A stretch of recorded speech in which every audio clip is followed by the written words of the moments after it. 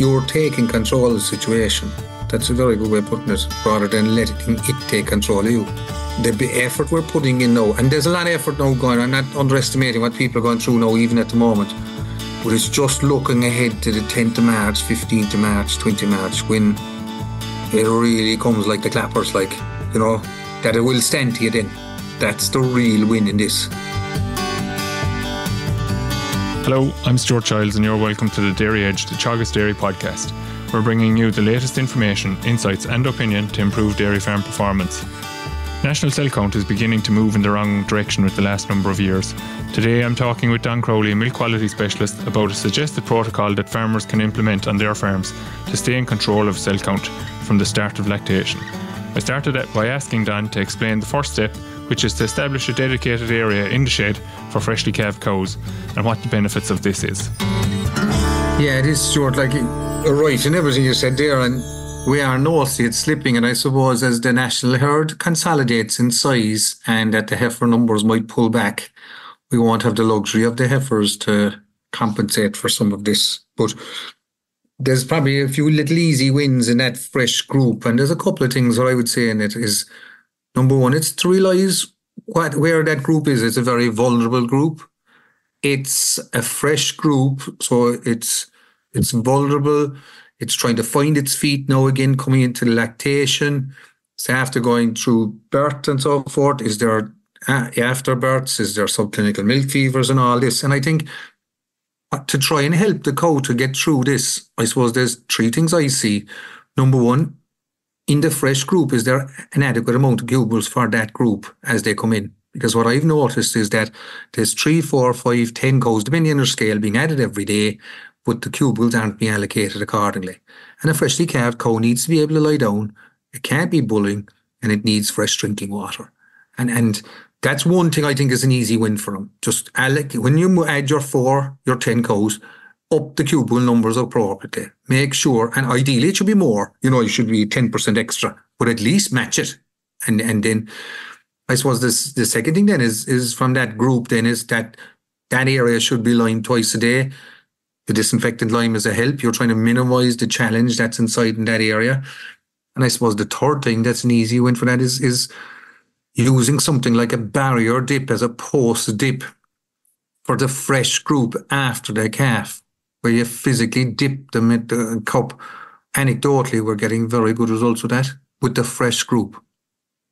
Okay, and so Dan, I suppose what you're saying there is maybe people might have decided to go with the fresh cow group, and they move a gate, or they put in a gate, obviously, in the cubicle house to facilitate this group.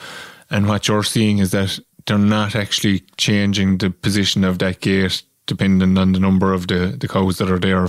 And that means that there could be a fresh cow group, effectively, that there might be 20 cows inside in an area that might have only 15 cubicles or something like that. So there's cows standing around. Obviously it's dirtier as a result of the traffic in and out of the cubicle. So every time a cow gets up, another one is waiting to get into it. So that cubicle is going to be dirtier then as a result. So is it just making it a simple adjustment to make sure that the gate is easy to move? I suppose is probably the big thing that people need to learn, is it? It is. And if you think about it, most fellas will keep that fresh group to one row. Say we'll just say for 20 unit parlour, they'll keep it to one row. So that means there's 20 cubicles. The cows, probably next week, weather permitting, they'll be out by day and by night, but the fresh group will be in day and night until day 4, day 5, day 6. Every fella's a little bit different, but that's usually what fellas will work, because they'll be only walking in and out the place. They're awkward around the place, roaring for calves. But as you say, develop a gate that's easy to move, that's secure, because I'm breaking out or mixing it. But that because if the group is fairly steady, that it will stay at 20 cows plus or minus, there isn't much moving in that fresh group once it's done right the first time. But and then it's a case of allocating the cubicles for the calved cows then, up and down. But that fresh group especially, because especially if you're out by day and by night, the cows are getting some, which they will be, ground permitting now and weather. There'll be a lot of people will be thinking of heading out next week or this week. Yeah, so you're saying effectively nearly give them more cubicles than they need, and leave it at that, and then adjust the other, and that takes out the job of having to change it around regularly, effectively. So It does, because it's what you're trying to do is with the volume of work that lads have for these couple of weeks, it's something that you can do, you know what's right, and forget about it. Like, and that's like, it's easy for me to say moving up and down, and they should be adjusted accordingly. But like, the reality is people just don't have the time to do it. So go away and say, right, there won't be more than 20 cows in the group, give or take, if that's the scale you're at. Well, allocate your 20 cubicles for the fresh group, and that's it. And then leave it at that. If it's 15, they still have their 20 cubicles. It could be down to 12, up to 20, whatever it is. Leave it alone. Yeah. So it's, and I suppose the other thing that's important there is the feed space. I suppose in terms of, I think from my own perspective, it's the heifer coming in that I think that fresh cow group is great for a young animal coming into the herd for the first time. You throw that heifer into a group of 50 or 60 freshly calved cows there that are, we'll say, after calved a week or 10 days, they're at risk of being bullied there. Whereas where you put them into that group of 12 or 15, as you said there, I'm not saying they're not going to be bullied, but there's a lesser chance that they're going to get shoved around the place, like, and they'll transition into the herd situation a lot easier, and that's by using that fresh cow group, I think.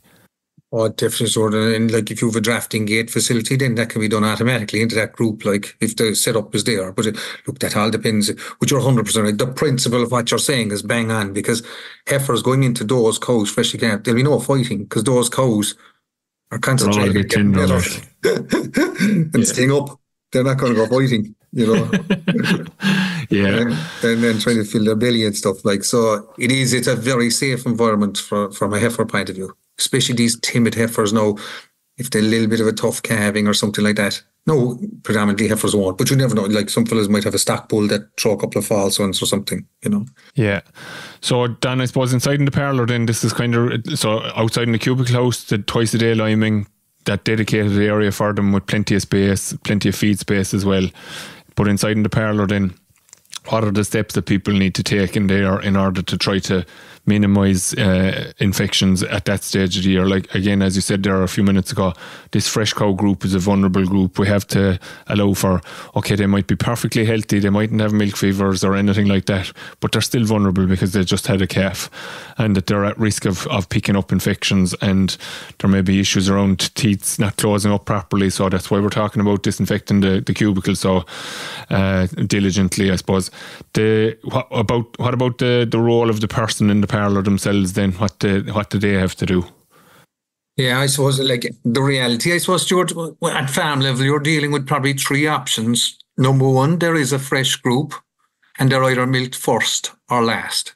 And then you have probably the smaller operator where they're all in the pot together, and there's a strap or a marking system for the freshly calved cow, but they're all in the pot together. Mm-hmm. So if you take the group where I have my fresh calved group, not many, but some people will milk them first because they want the milk for the workers or the small fellas to go away feeding calves while you're at the main group. That's, I suppose, there's an inherent risk in that, in the sense antibiotics getting into the main milk is going to be flushed. It's not as popular. The majority of people will milk the main herd first. If there's two people, one fella will go off liming cubicles, and then the two people are there for the fresh group then at the end. No, the fresh group, if you think about it, are a vulnerable group. They're a vulnerable group. They're a group, they're freshly calved, and I'm going to check a lot of those cows, make sure the sealer is gone, there's no mastitis. So I should, in my opinion, I think you should start with a new pair of gloves for that new group. And if you're going handling cows, I would pre-spray them first to stop your glove from spreading from cow to cow. You wipe it off, you do a batch of 4 or 6, strip them, spray them, strip them, wipe them. Cups on. Ideally, dip the clusters before you put them onto this group. If you could, like, if you get the time, it would be well worth it. And you have your clusters on. You probably have the cluster movers on manual, so you'll be just keeping an eye on them, because it's usually one row, and you'll go down along your 10 or your 15 or your 20 cows, whatever's in a row. But I think where the real win for this group is using the barrier dip, like we said earlier, in this group, where you'd physically dip the teats after milking with the cup. And that's putting an out. So the reason I like with that group is there's oedema in the udder, the teats can't close. You often notice freshly calved cows, you ever notice when you milk them and they go back out to the cubicle, they're leaky away milk mad afterwards, because their teats are so open. They'd be milk leaky away on the cubicles. And these are only for a couple of days after they calve. Whereas that barrier dip will just help mitigate and pick you up anything on the teats itself. Okay, and Dan, I suppose we've been talking about it with some of the groups there in the last few days, what you're talking about there, and in the larger herds in particular now, and I think everything is relative, to be honest now, so it doesn't really matter, but the idea of maybe having to dip a lot of these cows is perplexing them, is how I'd probably put it. So they're wondering about, could you get away with spraying them? So have you any comment on that? Yeah, definitely. There's no doubt about it. If the post spraying was done right, adequately, like doing the 4 seconds to apply the 15 mils, if it's done right, I would say it's nearly as good. It's nearly there. I'd say you're not. Just looking at the physics of it, it physically couldn't be as good because that creamy nature of the dip to sticker. No, work to back this up, but. Just as anecdotal coming back. And I can see the lads, if you're on a 60 bale rotary, they might have, 40 or 50. They might keep it to one row, one circle of the thing. And to be honest, Stuart, a lot of this is, if you've put, it's a bit like calf score. If you had score last year, you'll do the devil and all to get rid of the calf score this year. Whereas if you had mastitis last year, and a fella knows that the dip is going to work, a couple of cases of mastitis had an awful lot more time than dipping cups. It's up to be. Will the post spraying be as good? If it's done right, it'll definitely be very close to it. Will it be 100%? Hard to see it. I would say to farmers, if they find themselves running into a bit of bother, if they're running into trouble and they get 2 or 3 cases of mastitis, because they usually come together, well, it's something they can lean off the shelf and say, look, lads, we better go dipping these for a couple of days and see will that help control it. With the cup. Yeah. So, effectively, it's probably one of the poorest done jobs in the milking parlour is the teat spraying. So that's why you're emphasising that it needs to get the adequate time, which is somewhere in around 4 seconds per cow, and that 15 mils then coming to the drop. But at the same time, it's still not going to replicate what the barrier dip is doing in terms of the thickness of it, as you said, and actually drying on and sealing the quarter, and that's why you're pushing that in particular then. Yeah, and I would use it 2 ways, Stuart. I'd say to people, if you're reticent about doing it, go post dipping, make sure you post dip right. And if it doesn't work for you and you find, oh my God, we're getting a bit of an outbreak here, well, you have the barrier dip to fall back on then. If you're of a mentality, said, look, I just don't want hassle, I want a clear runner, I want to give myself a fighting chance and everything, we'll go dipping on that group from the very start. So I would have gone to calls with strep ubris outbreaks, which is the main one you'll get in the spring. The staff will come later on. And I'd get them to dip the whole herd for about a week, physically barrier dip them. There aren't many fellas who'll do it for you because cows just don't like it until they get used to it. Yeah. And but to a man and woman, have come back, have been very positive about its ability to stop the infection spreading. In its tracks, effectively, Yeah, and I think it's probably as much teat condition as it is doing the barrier, because everyone comments on the condition of the teats. They get as smooth. I got 2 quality award winners there now in one particular group last week we were in, and I made this comment to them. They said, yeah, they've been at it the last 5 or 6 years, just particularly that bunch, and they're absolutely delighted with it. Okay. I suppose just about the work associated with it, then, before we move on to the last step of it, there's a huge investment in time here now, isn't there? This row is going to take 20 minutes, 25 minutes.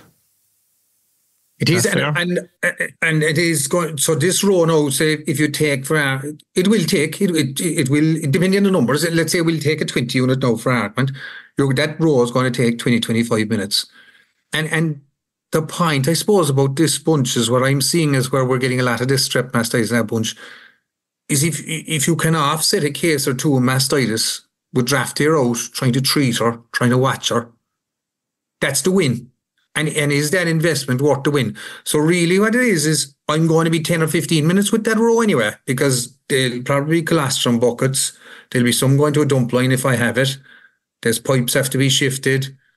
There's heifers have to be there. You know what I mean? That it's a line that's like, so there's an extra investment of 10 minutes. And I suppose that's what you have to weigh up in your own head. Is it worth it? Yeah. To me, probably is. I think it is. Like, if, you know, I think it's an investment that's worth doing, you know? So it goes back to the old saying, a stitch in time saves nine. Yeah, it is. And look, so the reason we're talking like this is because anecdotally we're losing the battle a bit.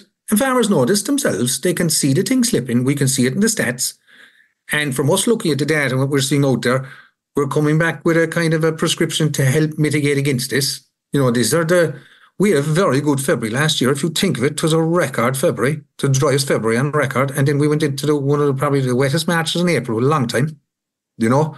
Yeah. And the wheels came off the wagon a little bit, like, when we came back. And farmers, when they think back themselves, they'll realise that themselves. It was difficult, very difficult. Yeah, of course. I often hear lads say that they think March is the hardest month because you've so much going on, that you've cows calving, you've freshly calved cows, and then trying to get in and out to grass. And then, like you said there, when you throw the weather in on top of it, then you've a lot of cows that are milking, still have cows calving. So there's a lot going on. So something slips in that kind of a situation and you're on the back foot straight away. Like, you are. It is, isn't it that Paddy's Day, Paddy's weekend, it really, whatever it is, it's like flicking a switch and the wheels can come off the wagon very quick because it was everywhere. High infection rate, mild weather, but humidity then on top of that, tiredness of the operators and the people helping them. And it can make things very, very tricky, very difficult. And if weather then goes against you on top of it, that is really the pinch point, you know, where everything, so you're looking at it. And I find, Stuart, if you get a system in place at the start, it's easy to keep it going. Whereas if you're trying to lift that and put that into the system when you're up to high dough anyway, yeah, it's a good point. Practical. Yeah. You can't add something to something that's full to the brim anyway. Yeah, it's a very good point. Yeah, so like you're busy now, but like it, you're in the routine of doing the routine effectively. Is what you're saying. So like if you, for a lot of fellas, there are probably 2 rows, maybe going on to their 3rd row now, irrespective of scale, because it's all proportional. Yes. Like you're probably an hour milking cows at the moment for this week, 10 days, give or take. No, a fella might be 3 quarters now, but you start adding 5 or 10 minutes onto it now, there's some plausibility to it. And you can make it happen. And then when it becomes part of a routine, it's just easier to maintain. That's what I found with seeing it. Whereas you start asking people to do this in Paddy's Day and they're looking at you and they're saying, holy God, man, we can't only keep the whole show on the road. Not mind adding this on top of it. Yeah. Still in trouble, yeah. So the last step then, Dan, of that program, we'll call it, for the early lactation management is the CMT test.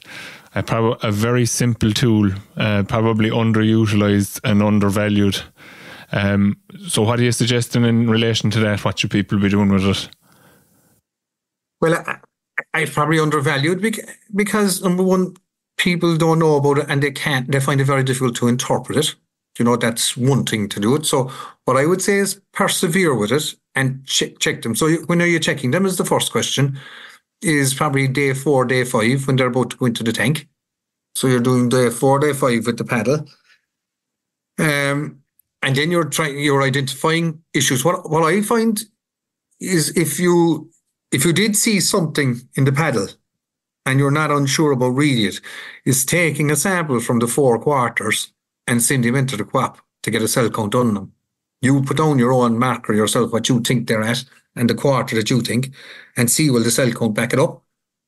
It's an easy way just to get yourself going. Now, some people are very proficient at it, and it's getting into the habit of it. Is if you're doing 2s and 3s every day, you know, as they're going to the tank, checking them and keep you log them, it's not as big a deal. Whereas like if you've 20, 30, 40 after calf, you know, you say, geez, where do I start now? You know, you just chip away and try a few of them, I suppose. From interpreting, if you are able to interpret it, if you see a cow, is particular heifers high in 3 or 4 quarters, don't be worried about that. That's stress induced, and give her a week, 10 days, she'll be back perfect.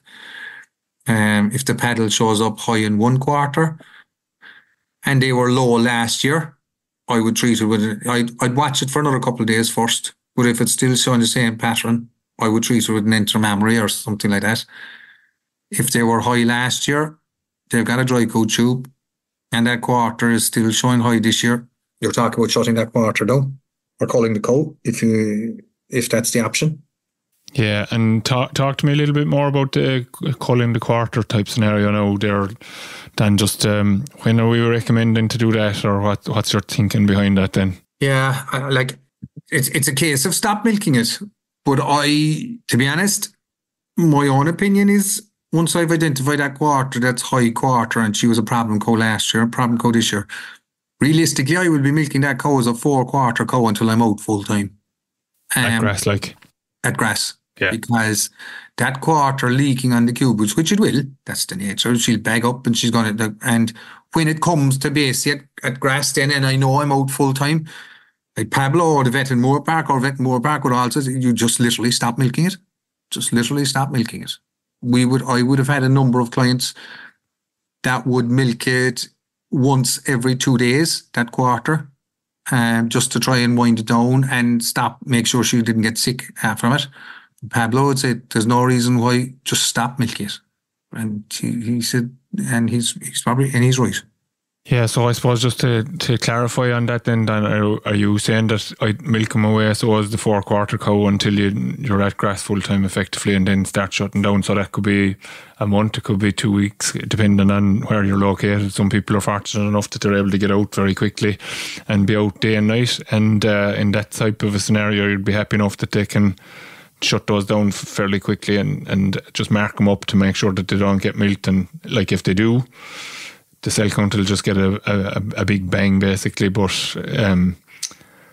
it's a low cost intervention method really, in a way, and you retain the cow.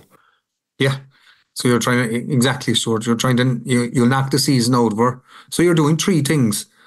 You're controlling her cell count, you're controlling her as a source of spread, and you're gaining a year's lactation then out of this cow.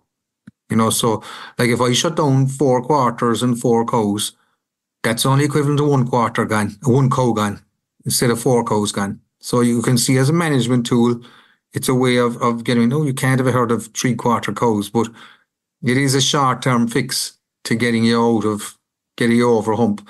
Some people will be in derogation question marks, and are these cows that should be shut down at the moment? That's what you have to weigh up in your own facility. But drying the quarter off while there's a risk that you could be in by night and out by day, the way the weather could go and all this, you want to be very, very careful drying those quarters off in that scenario. You really need to be very confident that I am gone day and night. I'm hitting country now. For some people with stocking rates and stuff, that could be the 10th of March. Every farm is different, exactly like you said. Yeah. So I suppose to sum it up, so then you're talking 1, create that fresh cow group ideally. Depending on when you're milking them, you're looking at disinfecting the clusters, maybe if they've been milked before the main group. As you said, there are people going feeding calves while cows have been milked and so forth, depending on help available, etc. You definitely need to disinfect the clusters before you start milking the main group. You need to change or disinfect at least, or ideally change the gloves when you're handling that fresh cow group. So start with a clean pair of gloves every milking effectively if they're being milked first, or change them at the end of the milking of the main group. You're pre-spraying with your teeth spray and drying with the disposable towels, and inspecting for signs of mastitis. And then you're using the barrier dip at the end, and just before they go into the tank, then you're talking about using the CMT test to identify, to make sure that they're okay. And effectively then what that's doing is, like, that's your insurance policy. Now obviously cows can still pick up infections once they go into the main group as well, but like if you catch them at that 4th, 5th day, as you said there, and you take your action at that point, so whether it's a tube or whether you leave them run on for a couple of days, we'll say, from the stress point of view, which is a non-infective type somatic cell count, which wouldn't be a big issue. But by catching them at that point, you're effectively taking control of cell count rather than letting cell count take control of you. Is that a fair summation of it? Exactly. That's, yeah, bang on. Yeah, you're dead right. And like, that's an important line you put. You're taking control of the situation. That's a very good way of putting it, rather than letting it take control of you. And really what we're really saying, Stuart, is the effort we're putting in now, and there's a lot of effort now going on. I'm not underestimating what people are going through now, even at the moment. But it's just looking ahead to the 10th of March, 15th of March, 20th of March, when it really comes like the clappers, like, like that it will stand to you then. That's the real win in this. They were able to cope with it. And that's like the message we're saying now. If you put in a little bit of work now, that when it comes to then in March, if you do hit a bit of a wobble, you have the wherewithal to get on top of it. Yeah, so effectively, like, as we said, you're investing the time now to save the time into the future, and there's also reducing the infection pressure that's around there, because there will still, it's not like we're going to eliminate mastitis completely, but you're just bringing it down to a manageable level effectively. Yeah, if you can get the 1s instead of the 3s and 4s, that's like, that's a great point you make. I'm not saying we're going to get mastitis. While we're milking cows, we'll have mastitis, but it's to keep it to a manageable level that you could say, Jesus, I can keep a lid in this thing. But it's the 2s, 3s, 4s, and there's one out, there's another one, and there's another one, and there's another, and you feel you're on a merry-go-round. Yeah, constantly cows out, yeah. Yeah, you're trying to watch cows with antibiotics and mastitis, and Jesus, the next thing what you know in this, where the group, the fresh cow group is getting bigger and bigger because the antibiotic cows are in there. Yeah. And you'd see that. Yeah. That's it. And the other thing is, they're getting smaller to bigger. The other thing is the stress that it actually, like you said there, now a cow out, another cow out, and people actually get nervous then about maybe letting somebody else milk. They're locked into milking themselves because they're afraid of this constantly. Then they just get burnt out completely. Then they do, and like I noticed there when fellas, and it's a great point you make, fellas that go through a bad mastitis or cell count problem, and they all come through the other end. Every fella will say, no, or lady, they'll never mention the financial cost. They'll all mention the mental stress of it. Yeah. It wrecks their head. It takes the enjoyment out of milking. Their head is on tenterhooks. No one else can milk, only themselves. Worried about antibiotics. The enjoyment has gone out of milking. I'm talking about extreme scenarios now, but you can see how easily it can develop, like, and it really is. It's a devil of a thing when it gets on top of you, and it's the mental stresses. The mental stresses can't be understated. Yeah. Right, Dan, I'd say we better wrap it at that. It's a good synopsis of what people can do. And to be fair, I know from talking to people that they actually listen to this while they're lying in the cubicle. So hopefully they'll get an extra bit of a boost in terms of what they're doing when they're listening to this one today. So thanks very much for joining us there, Dan. And we look forward to maybe picking up with you again later in the season about cell count. And hopefully we'll be in a much better position than we have been in previous years on the back of that advice. So thanks very much, Dan. Thanks, Stuart. That's all for this week's episode of the Dairy Age podcast, and my thanks to John Crowley for joining me on this week's show. Don't forget to rate, review and subscribe to the podcast. You can listen on Apple and Google podcasts as well as Spotify, and for more information go to the Teagasc website at teagasc.ie. I'm Stuart Childs, and join me next time for your Dairy Age.